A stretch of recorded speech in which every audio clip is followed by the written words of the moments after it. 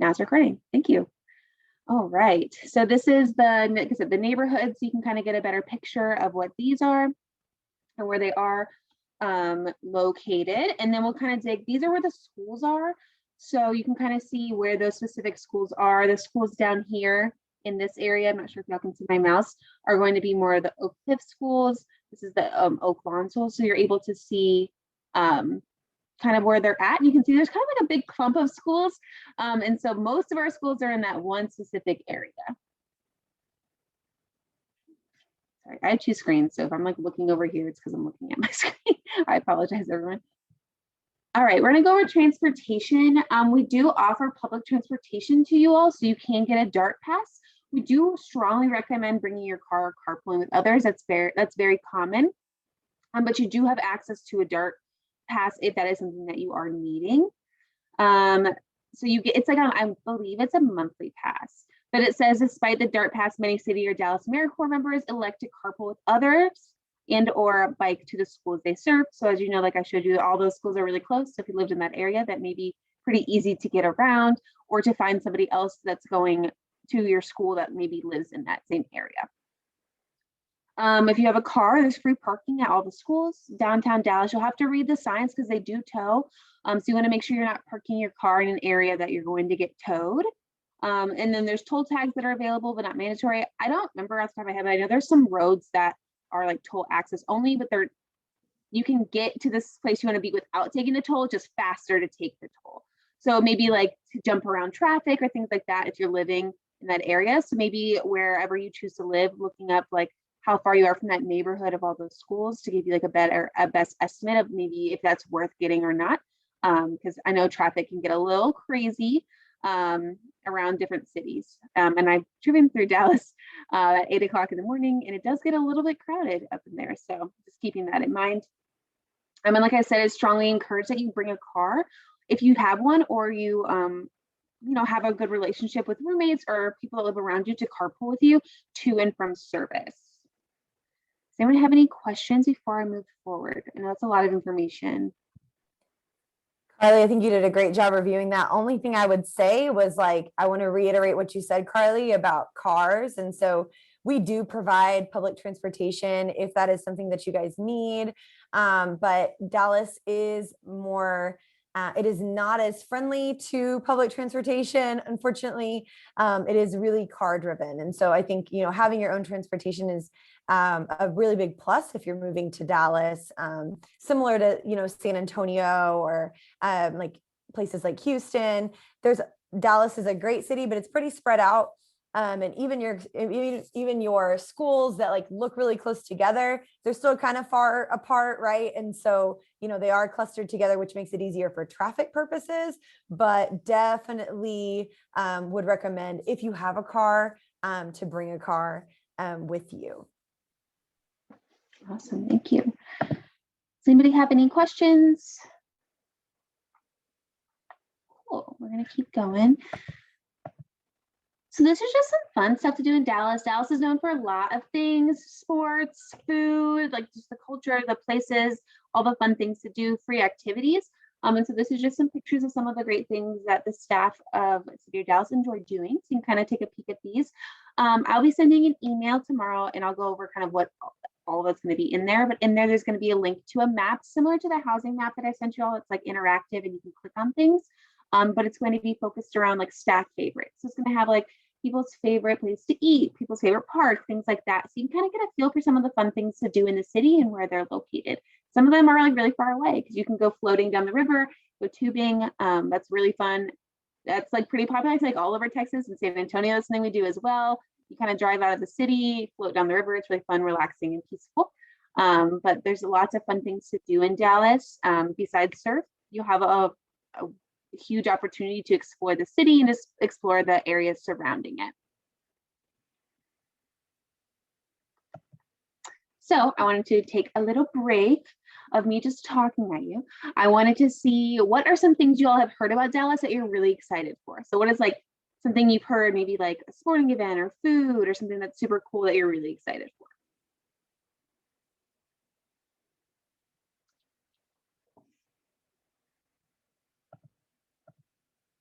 Anyone? Y'all can put it in the chat, or you can say it out loud, whatever works best for you. If you're like, I don't really know much about Dallas, that's completely okay as well. Six Flags.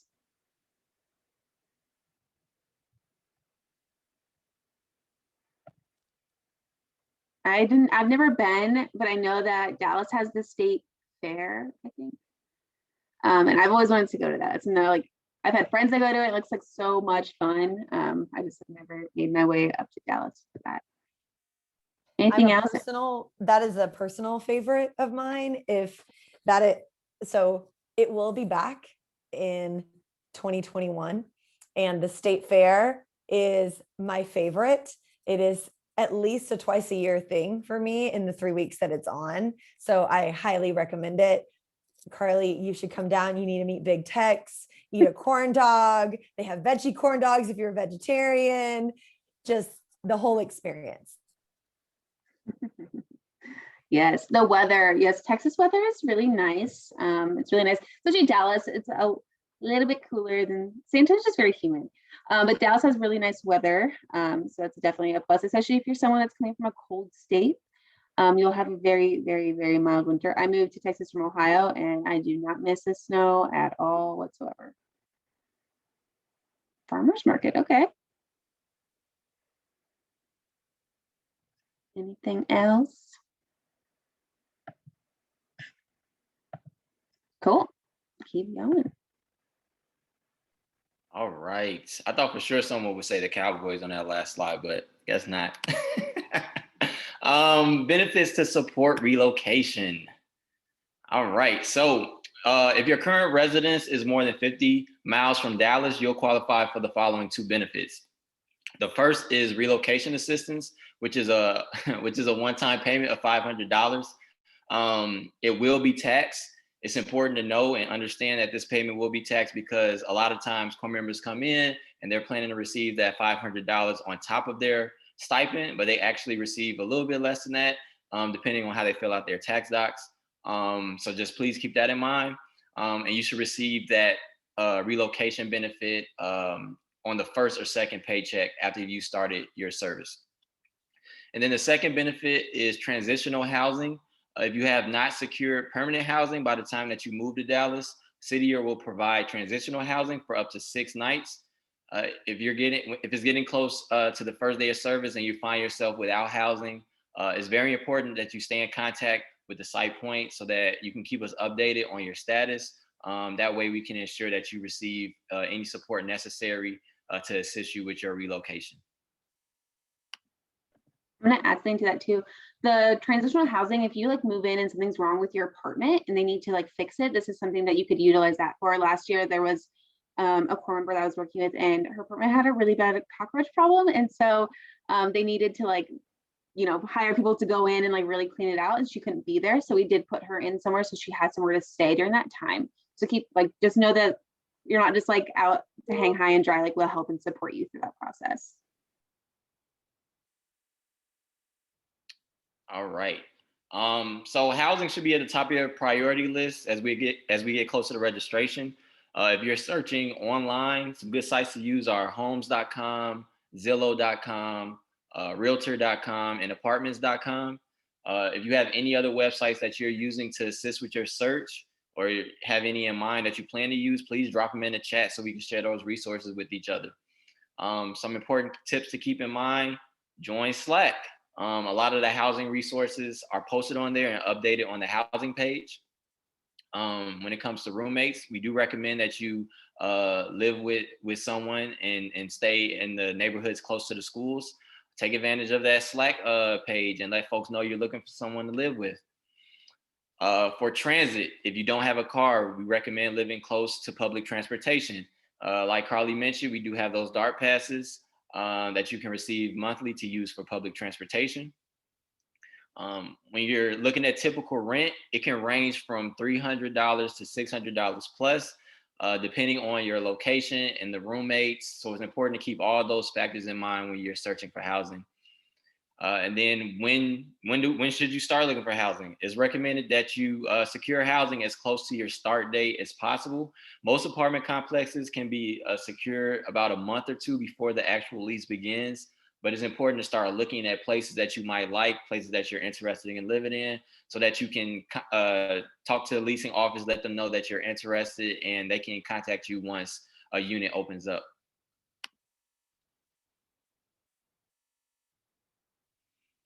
And so what do you need to move into your new place? Typically, you'll need 3 months of rent by the time you move in. This is going to be for first month, last month, and security deposit. The security deposit is typically refunded after you terminate your lease if the apartment is still in good shape and there's no major damage besides the typical wear and tear. You'll need a lease that has been signed by all occupants, as well as someone from the leasing office or the landlord. That contract will result in inexpensive and potentially legal consequences if it is broken. So please consider the following before you sign your lease. You want to think about, is the apartment in a good location? Can you afford the rent? Are the application fees refundable? Has a trusted person reviewed the contract with me? Those are all questions. There are probably other questions as well, but those are some of the questions to start thinking about before you sign that lease. And then there may also be utilities that you're responsible for, such as water, electricity, gas, internet, cable, etc. Sometimes these can be included in your rent as a package deal, but other times it's up to the renters to pay for these services separately. In Dallas, for instance, there are many electricity companies, so you'll want to speak with your landlord or refer to your lease for suggestions and to see which utilities you'll be responsible for. But keep in mind that if you do have to go to a outside utility company, it may require another security deposit. And so this slide is just a sample monthly budget, what one could look like as you live on a stipend. I'll give you all a moment just to review this.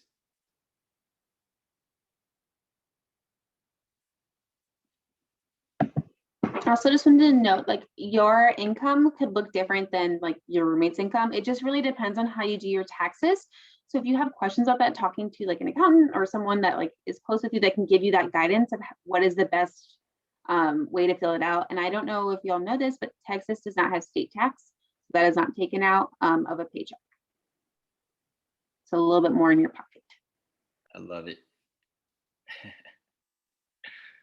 All right. And so it's also important to think about, can we go back one more on that slide? Yeah.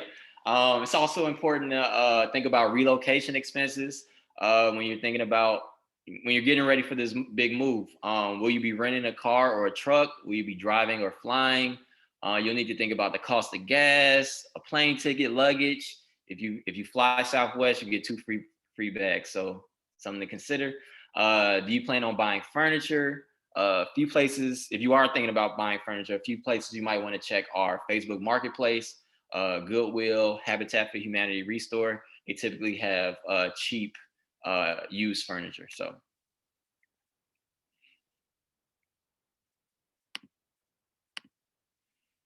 And then when it comes to roommates, once again, some tips. Once again, you want to refer to Slack when you're looking for a roommate. These video chats could also be another way to initially reach out to folks. Drop a 3 in the chat if you're looking for or interested in finding a roommate.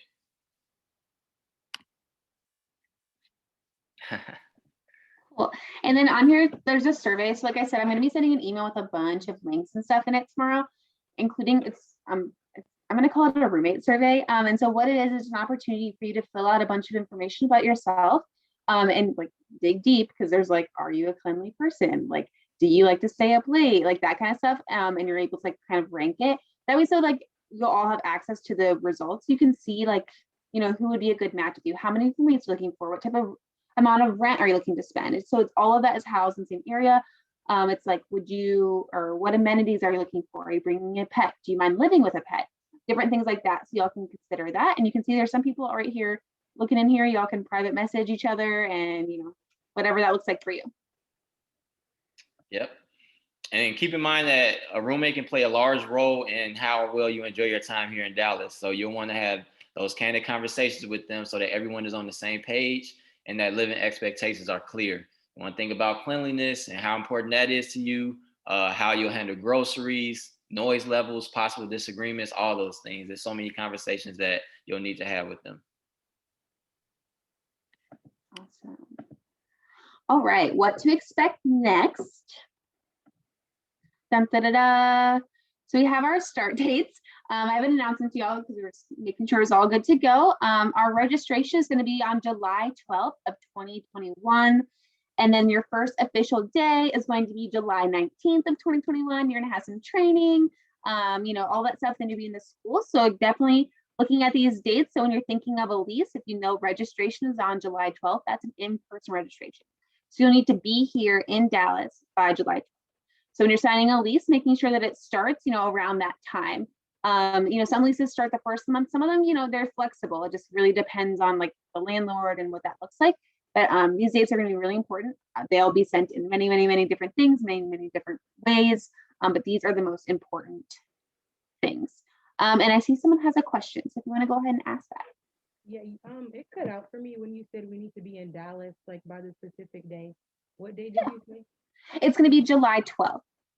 That's going to be our first, that's registration. So you'll come in and like get all your documents checked. You'll go through a little bit of stuff, potentially get some uniform pieces depending, and then get more information for what the next week will look like. Everyone has to come in and get their like your I-9 documents checked, and then you'll be done. So that first time you need to be in person with everybody is going to be July 12th. And so there'll be more information coming out of like times, location, things like that. But just know that that's when your time in Dallas needs to start.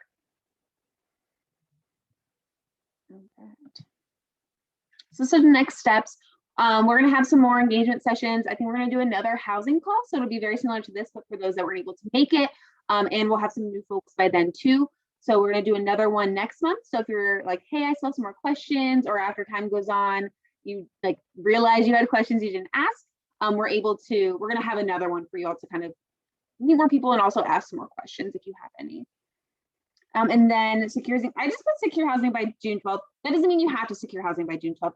I would at least have a place in mind by June 12th because that's like the 1 month before. And so maybe you're in that process of signing that lease right before. And then I have on here the documents that you'll need. I have 2 slides of them. So this is the first one. So if you are a US resident or US citizen, these are the documents that you will need for the I-9. These need to be like up to date. They cannot be expired.